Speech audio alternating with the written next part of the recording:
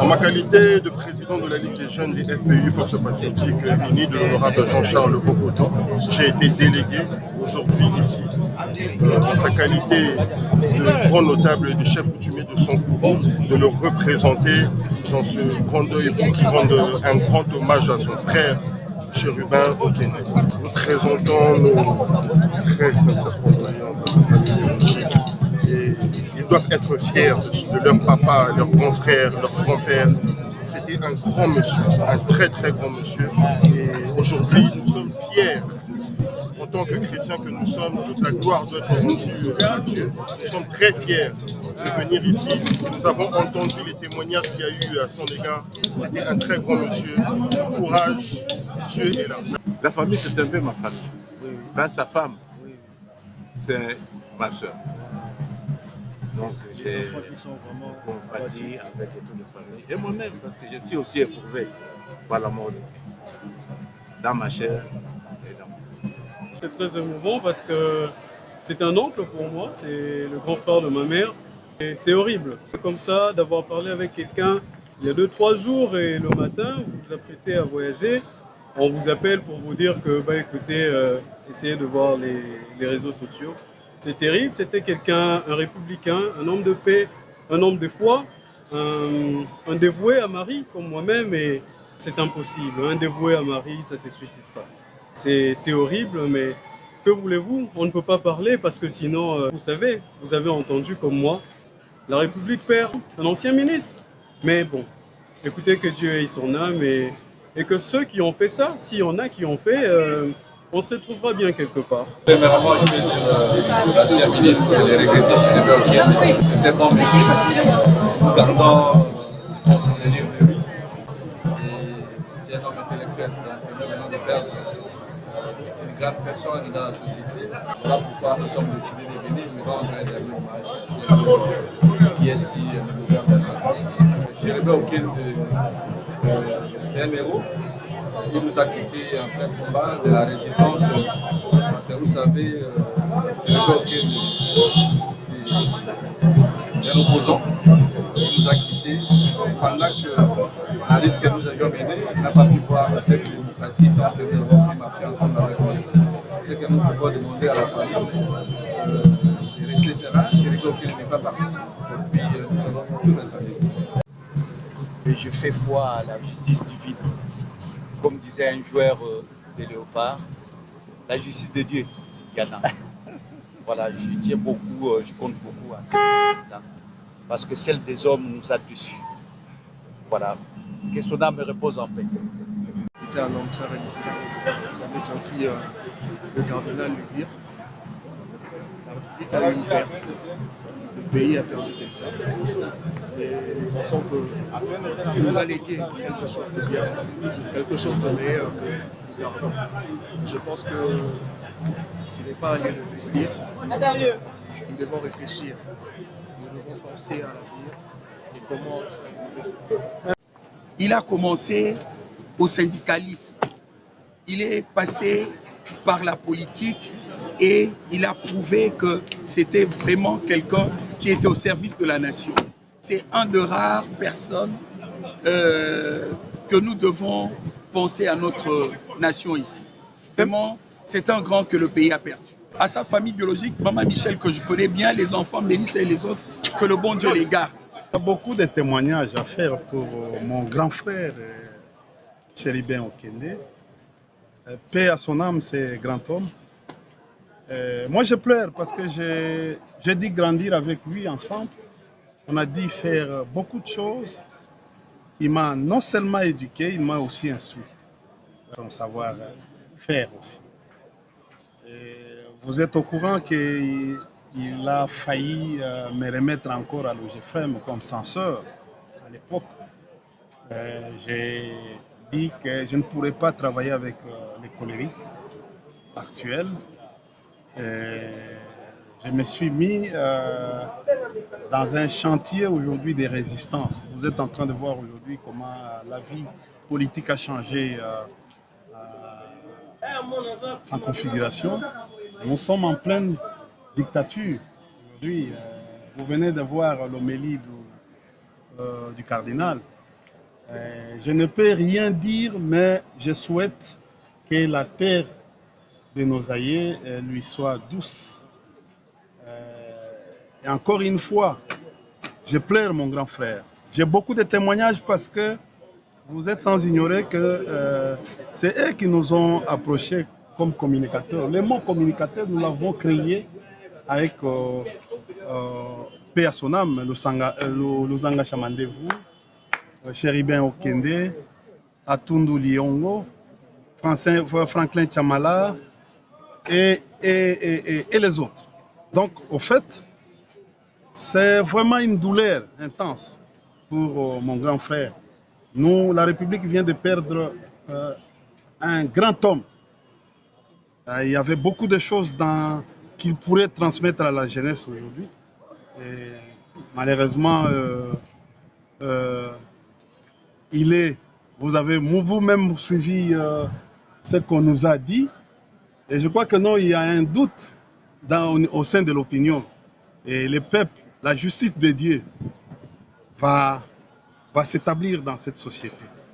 Vous savez, son père me l'a dit le jour où nous étions avec lui.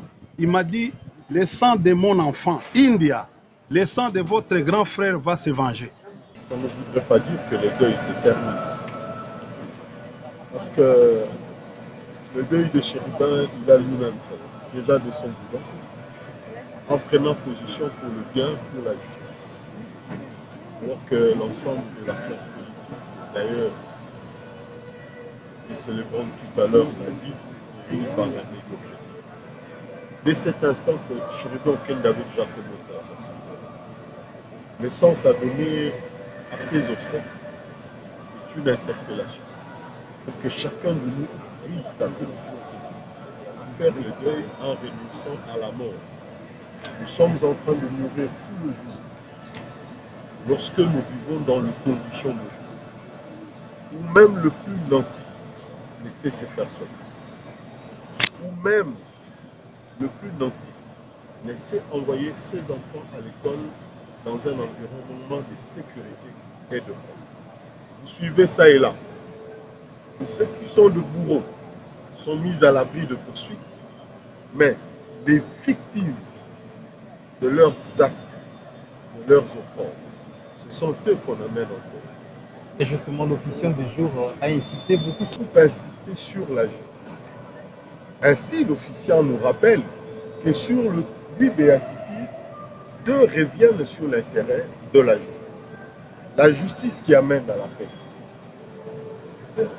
Mais dans un pays comme le nôtre, il vous souviendra, c'est quoi le concept textuel qui résume notre vie en République démocratique du Congo? Notre devise, c'est paix, justice, travail.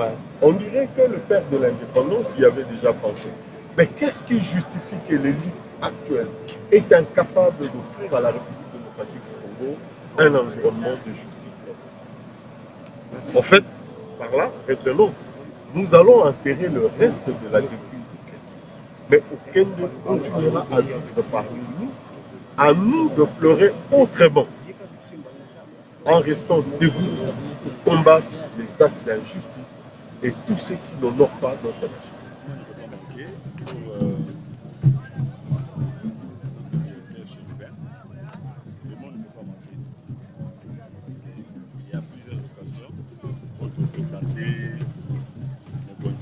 Surtout en tant que ministre, comme nous sommes de l'OCC, de la sécurité de l'OCC, dès qu'il me voyait, en tout cas qu'il me rapprochait directement. Et je pense que nous avons des souvenirs. Moi, avec mes comités, mes collègues, nous avons des souvenirs de notre directeur Chéribin. Juste après, juste avant sa mort, je pense qu'on était toujours ici au niveau du cinquantenaire. avec le directeur Chérubin. À l'époque, il venait de démissionner pour le poste de ministre des Transports. Vraiment, nous avons des souvenirs.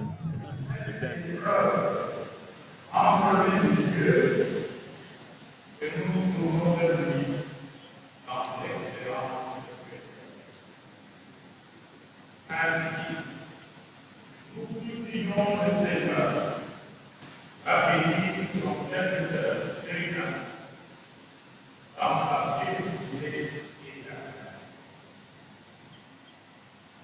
Pour rappel,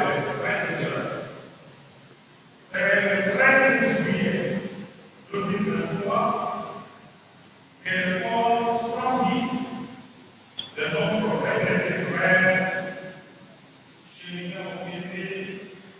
a été retrouvé dans sa voiture alors qu'elle avait il avait été convoqué à la Cour constitutionnelle. Et récoltant ces images de cette mort tragique qui avait fait le tour du monde, avait provoqué une indignation générale. Ainsi, durant près de 9 mois,